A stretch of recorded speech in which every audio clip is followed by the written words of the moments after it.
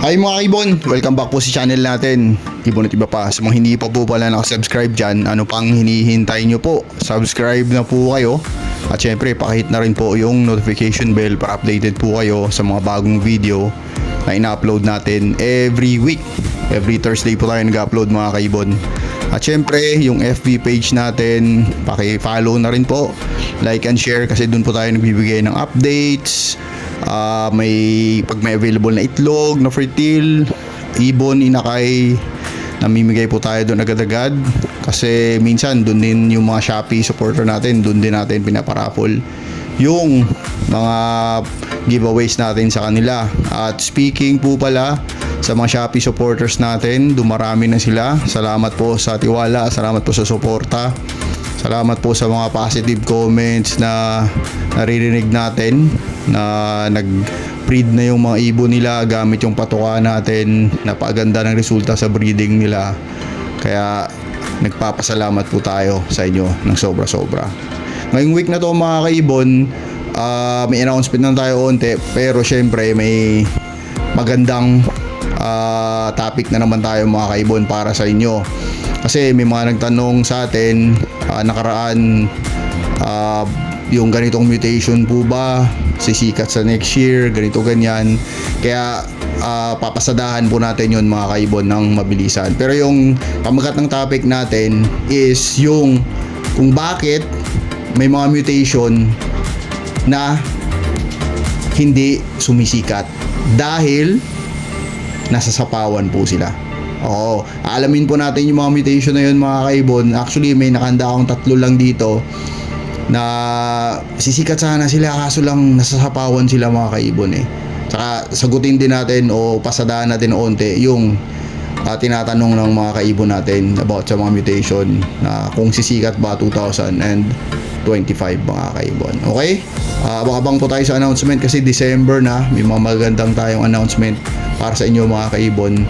Pero syempre bago tayo magsimula sa napakagandang topic natin, i-shoutout muna natin yung mga subscriber at mga supporter natin na talagang sumusuporta sa atin mula noon hanggang ngayon mga kaibon. Kasi dahil po sa inyo nagpapatuloy po tayo mga kaibon. Kung hindi po dahil sa inyo, ewan ko na lang mga kaibon. Okay? Syempre, ito na po. Okay, syempre ngayon isi-shoutout na po natin yung mga solid supporter natin mga kaibon. Sabi ko nga, kung hindi dahil sa inyo, hindi tayo magpapatuloy mga kaibon. Kaya maraming salamat. Shoutout muna sa lahat, syempre PPSM Birds Incorporated, kay Kaibon Sir D.K. Lennon, Aldrin Martinez, Dan Katian, Antolin Avery, Silverio Magbano, Elis Sarmiento ng Pampanga, Angelo Villena ng Kabanatuan, Jobert kasi JTV, pasuporta din to mga kaibon. Shoutout din po kay Kaibon Lutgardo Matic ng Novaliches, Quezon City, kay Kaibon Joe's Concept, Baguio Avery ng Taguig, Bamban, Dap African Lovebirds Group, Frank Aguilar ng Benawan Rizal, Jonathan Doqueza, ito solid supporter natin to, Fernando Generao o Generao, Mr. Jam at anak niyang si Jutaro o Hotaro, kay Elmer Sinedosa ng Benawan Rizal, ito supporter din natin to, solid. Advance happy birthday po sir, more birthdays to come. God bless po sa inyo, good health po. Salamat sa suporta nyo sir. Kay Ibon, kay Ibon Arnel ng Bataan, shoutout din. Kay Jamie Avery ng Samar, Michael Basibas, ENC Min Avery ng Gapan, Joel Mariano, shoutout din po sa kaibon natin. Bert Min Avery, Family Esperagera, kay Betchay at yung bagong panganak na baby boy, congratulations po. God bless po sa baby nyo at sa inyo po, at sana po okay ang lahat. Congratulations po ulit. Nino Luis, shoutout din. Dako, kay Tutoy, kay Oteng, kay Lennon, kay Jepoy, shoutout po sa inyo. Bataan DCB Avery, IMS Junior Avery ng Benawan Rizal, shoutout din po. At kay Ibon Rolvic Mini Avery ng Cavite, ito nagpa-reserve po sa atin ng ibon to. Maraming salamat po sa inyo sa suporta nyo mga kaibon.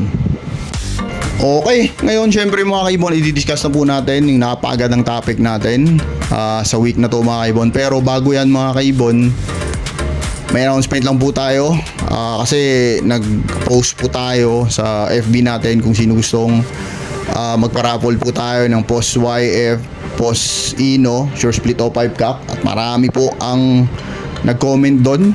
Siyempre, dahil marami nag-comment, dahil marami may gusto, tutuparin po natin yan mga kaibon. Okay, at isa pang announcement natin, sa grupo natin sa PPSM Birds Incorporated, may nangako na rin doon sa atin, may magbibigay din si Kaibon Aldrinho, magbibigay ng OPA, Sure, Pale Faded Ifkak, 2 piraso yon. Si Opaline Arabian, kaibon din nyo mga kaibon, kaibigan din natin, magbibigay ng dilute, 2 dilute daw ibibigay nun. At isa pa, may nangako rin sa atin mga kaibon, malupit yung pamimigay na to mga kaibon, galing kay attorney, sa isang kaibigan nating abogado, kay attorney Juven. Magbibigay po siya ng napagandang ibon, deck OPA, possible yellow face, possible split ino, possible split yellow face, possible split ino. Grabe, napakaganda mga ibon. At syempre tayo, mamimigay din tayo ng possible split yellow face, possible split ino, sure split 05 Cup. Check natin kung ilan, kasi ang target ko napakawalan or pamimigay natin sa suporta natin tsaka sa subscriber natin tsaka sa Shopee, mga 4 na piraso, 4 na ibon ibibigay natin doon. Check natin yung availability mga kaibon, pero may mga nakababa naman na doon, kaya isiset na lang natin yung mechanics. Siyempre, madali lang naman yung mga mechanics natin pag tayo ang nagpa-raffle. I-announce lang po natin yan sa susunod na mga video natin. Abang-abang lang po mga kaibon, abang-abang lang po. Okay? Okay. Talo na po tayo sa napakagandang topic natin. Pag-uusapan natin yung announcement na yan sa susunod. Buong video announcement lang. Ngayon, yung napakagandang topic natin, ito yung mga mutation na sisikat sana kung di lang nasasapawan mga kaibon. Napagandang katanungan to, at pasadahan na rin natin mamaya yung tinatanong ng isang kaibon natin tungkol sa isang mutation na kung sisikat din ba siya sa 2025, kasi nakasama po siya doon. Okay? Unahin natin po yung mutation na Pale Follow mga kaibon. Ito, mapagandang mutation na to mga kaibon. Noong unang panahon mga kaibon, napakaganda nito. Yung Pale Follow na to mga kaibon. Actually, yung Pale Follow nito mga kaibon, siya yung naunang sumapaw sa ino mga kaibon. Kaya nung sumikat ang Pale Follow, like mga 2017, mga ganun siya, 2018, dun siya sumikat din mga kaibon eh. Yung ino that time, bumagsak yung presyo din, kasi nasapawan siya ng Pale Follow mga kaibon. Pero in the long run mga kaibon, nawala si Pale Follow. Bumalik si ino ng tuluyan mga kaibon, at nasapawan din talaga si Pale Follow ni ino. Kaya ngayon tingnan nyo mga kaibon, kahit saan ibangga yung Pale Follow ngayon mga kaibon, kahit sa anong mutation sa ibangga, medyo alanganin siya mga kaibon, kasi nga nasapawan talaga siya totally ni ino. Kasi consistency ino mga kaibon, locally consistent yung buying ni ino, lalo na nung pumutok si Crimino, yun totally nawala na sa Pale Follow mga kaibon. Kung mapapansin nyo, kahit local buying mga kaibon, yung mga binibenta sa Bukawi, tingnan nyo yung listahan nila, si Lutino, si Crimino, nandun pa din mga kaibon. Si Pale Follow wala na mga kaibon. Kaya sayang, napakagandang mutation, kaso nasapawan siya ng isang mutation, kaya hindi siya sumikat na mga kaibon. Pero malay natin mga kaibon, hindi natin alam, bilog ang mundo, sabi nga nila mga kaibon. Okay, pero yun yung rason, yun yung pinaka-rason doon mga kaibon. Ang susunod na ibon dito mga kaibon is napakagandang mga ibon ito mga kaibon, si Pale Faded. Si Pale Faded, grabe. Ang onting kwento lang ito noong unang panahon mga kaibon. Si Pale Faded, puputok sana to mga kaibon. Kasi, bakit? Siya na sana ang susunod na magkakaroon ng buying pagkatapos ni dilute. Okay, ibig sabihin po nun mga kaibon, Hindi talaga tuluyang pumutok si Pale Faded kasi nga nasapawan siya ni Dilute. Ang kwento dyan mga kaibon, mga ganung year din, 2017, 18, 19, tapos pandemic kasi 2020, 21 may mga Dilute pa rin na bumibili sa atin eh. Tsaka nagbabaying pa rin. Mga ganung year, matagal ang sumikat yung Dilute. Noong panahon na yun mga kaibon, yung nagbaying yung Dilute mga kaibon, naging sobrang in demand siya sa ibang bansa mga kaibon. Pakistan noon, naging in demand siya doon mga kaibon. Maraming naghahanap talaga. Tapos, ang susunod na sana na magkakaroon ng buying is yung Pale Faded mga kaibon. Ang naging problema nandoon mga kaibon is hindi kinaya yung presyo at medyo malabo yung usapan mga kaibon. Medyo malabo yung usapan sa mga buying dito sa Pilipinas at yung sa kliyente sa ibang bansa mga kaibon. Pero yun po sana ang susunod doon mga kaibon. Susunod sa Dilute is Pale Faded. Kasi imagine niyo mga kaibon, yung Dilute nung una pa nung grabe, Opa Dilute. Magkano ang buying? Ang blue 12, ang violet 15, ang Par Blue Opa Dilute 18 ang isa. Ganun yung buying nung unang panahon. Pero yun nga, yung Pale Faded hindi siya tuluyang pumutok o sumikat talaga. Kasi nga hindi siya nagkaroon ng buying kasi nga ito sinapawan siya ng Dilute mga kaibon. Pero ang Pale Faded napakagandang ibon. Kasi nung unang panahon mga kaibon ng Pale Faded, alam nyo kung magkano ang isa. Yung Par Blue Opa Pale Faded nakak mga kaibon, umabot pa yan ng 80 mil. Isang piraso mga kaibon.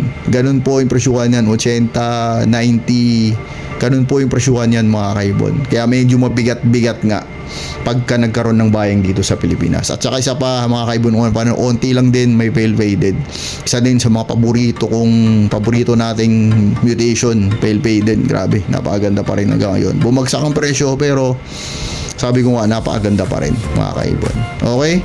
Yung pangatlong mutation na to mga kaibon, ito yung tinanong ng isang kaibon natin kung paano ang sitwasyon nito next year.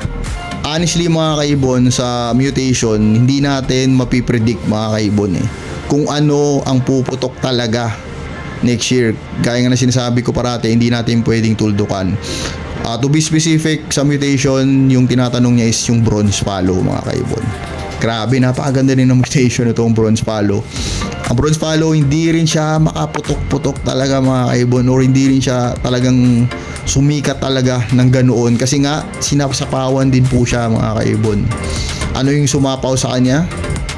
Dan Follow yung sumapaw kay Bronze Follow mga kaibon. Kaya, yun po ang dahilan kung bakit yung Bronze Follow, napakagandang ibon, quality na ibon, sobrang maganda talaga, maganda rin siya mga kaibon, pero hindi siya talagang sumikat mga kaibon kasi nga sinapawan din po siya ni Dan Follow. At yung future niya for 2015 hindi po natin talaga alam kasi may mga ibang nakikita na rin tayo ngayon na binabangga na rin nila sa yellow face yung bronze nila, may kinakargan pa nila ng faded nga, pero hindi natin masasabi kung ano yung kalalabasan next year ng Bronze Follow. Hindi natin pwedeng tuldukan kasi baka biglang nagkaroon ng buying o naging in demand yung Bronze Follow kasi onti na lang din naman nagbi-breed ng breed na to mga kaibon, o ng mutation na to, kasi nga nag-focus na sila sa Dan Follow mga kaibon. Kasi syempre yung Dan Follow pa rin,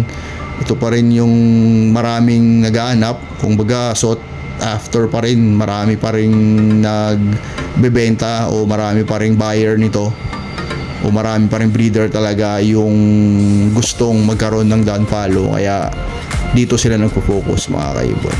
Okay, yun po yung tatlong mutation na nasulot lang, kumbaga nasapawan lang ng ibang mutation Kaya hindi sila sumikat ng todo, mga kaibon.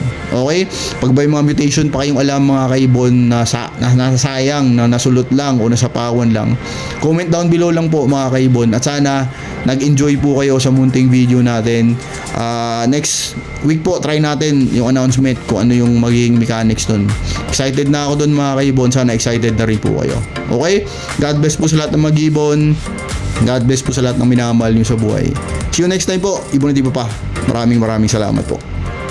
God bless. Bye, mga kaibon.